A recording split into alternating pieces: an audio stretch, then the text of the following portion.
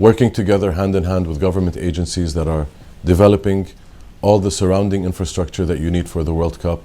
The stadiums were fairly straightforward.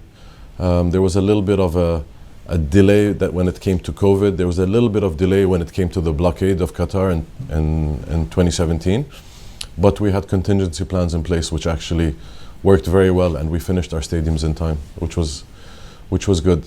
You know, in the early days after winning, there was a lot of criticism on Qatar, so a lot of time was spent really also focusing on, facing these critics and trying to really set the record straight and put the facts on the table.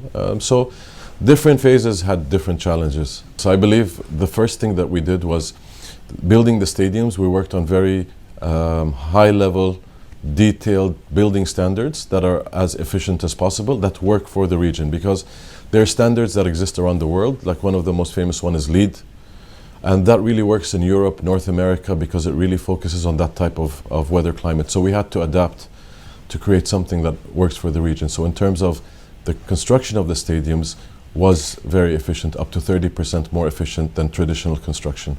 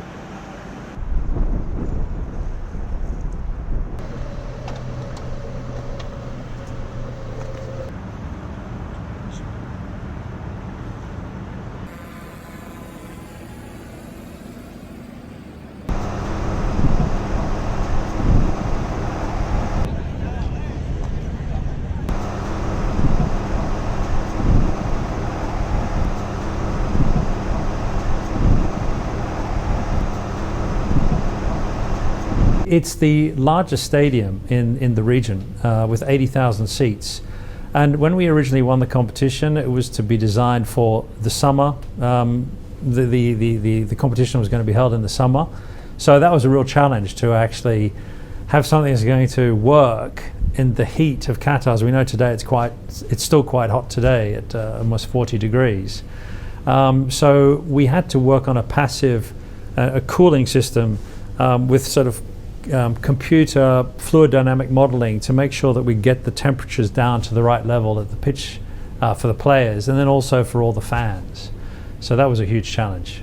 We really wanted to create a instantly recognizable emblem for the final to really help Qatar celebrate this amazing achievement that they've done.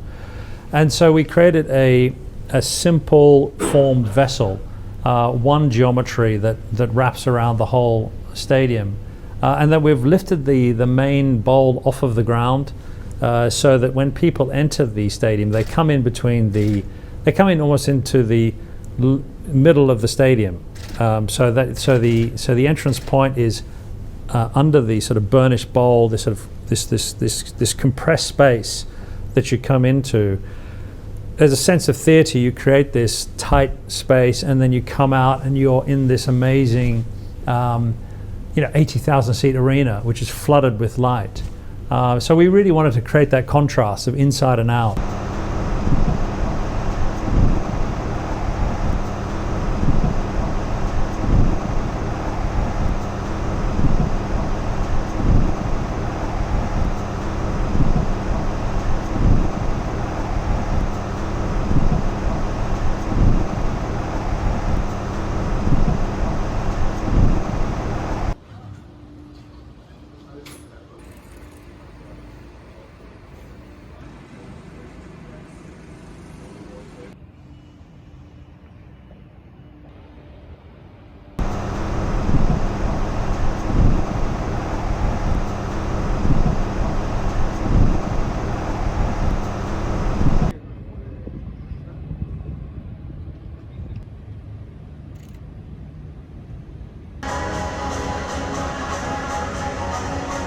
Buscar algo completamente distinto, ¿no? Queríamos un poco huir de las experiencias bastante nocivas que pensamos, por ejemplo, en Sudáfrica y en Brasil, donde los estadios después del evento se quedan absolutamente inutilizados, ¿no? Y el coste de estos estadios es un poco difícil de justificar, y por eso decidimos hacer un estadio que dijimos, bueno, vamos a ver si podemos hacer un estadio que desaparezca, ¿no? Después del Mundial, ¿no? Que se puede transportar, que se puede desmontar, transportar y montar en el siguiente Mundial, ¿no? Y obviamente la pieza, digamos, de transporte mundial es el contenedor marítimo, ¿no? Es como el ladrillo, ¿no? del transporte, ¿no? Y entonces, como siempre digo, con un Lego, pues empezamos a encajar piezas y buscando el uso del Lego y del contenedor homologado, pues el estadio está hecho para que fuera completamente transportable y desmontable, y esperemos que se monte en otro sitio, ¿no?